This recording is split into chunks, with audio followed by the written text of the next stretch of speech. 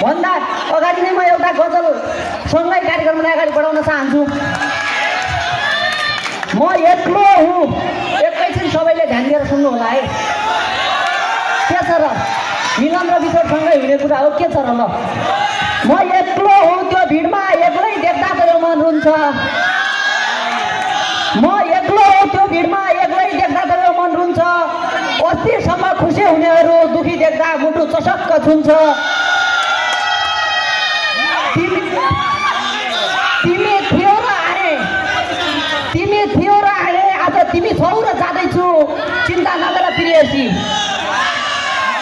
तिमी थियो र आए, तिमी छौ र आज जाँदैछु, चिन्ता नगर प्रियसी।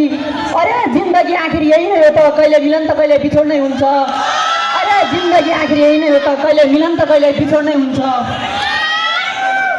आज मिति 2082 साल 12 महिना 20 गतेका दिन हामी कक्षा 12 का सम्पूर्ण विद्यार्थी साथीहरूको कक्षा 11 का सम्पूर्ण विद्यार्थी भाइ बहिनीहरूले हाम्रो विदाई कार्यक्रम गर्न गइरहेकोमा यो कार्यक्रममा म आफ्नो शब्द राख्न पाउँदा, आफ्नो भनाइ राख्न पाउँदा अत्यन्तै खुसी भएको छु र चित्त पनि दुखाएर जाँदैछु, किनकि म यो स्कुलबाट अब जाँदैछु। हामीले यो स्कुलमा कसैले कक्षा 1 देखि पढ्यो होला, कसैले कक्षा 5 देखि पढ्यो होला, कसैले कक्षा 8 देखि पढ्यो होला।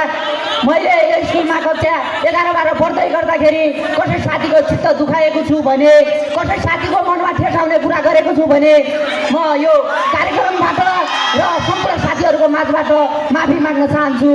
किनकि जिन्दगीको यात्रासँगै कहिलेकाहीँ ठेस लागिहाल्छ, कहिलेकाहीँ लाज लागिहाल्छ र म फेरि पनि के भन्न चाहन्छु भने मैले कसैलाई आचाउने र कसैलाई क्षति हुने काम गरेको छु र शिक्षक गुरुवर्गलाई पनि मैले केही असर गरेको छु भने म यो कार्यक्रमबाटै माफी माग्न चाहन्छु।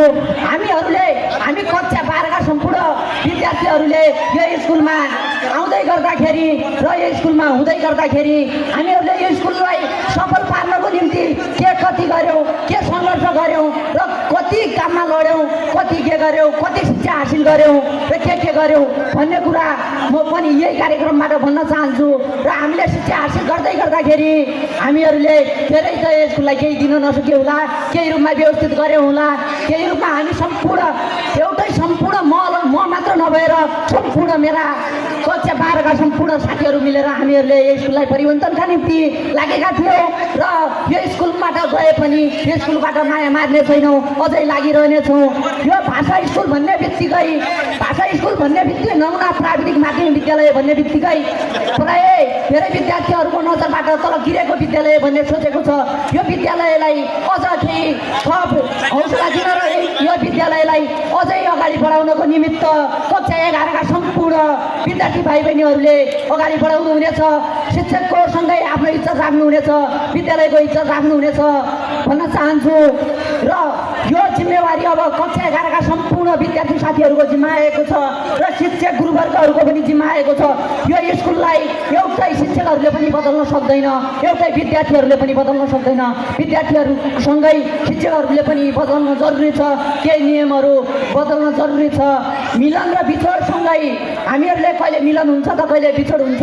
बिछोड हुँदाखेरि मन खिन्न हुन्छ, कहिले मिलन हुँदाखेरि कति खुसी हुन्छ र हामी आज बिछोडको छेडमा छौँ भन्दै म मेरा कुरा यही म यो कार्यक्रमबाट समाप्त हुन चाहन्छु। धन्यवाद। अल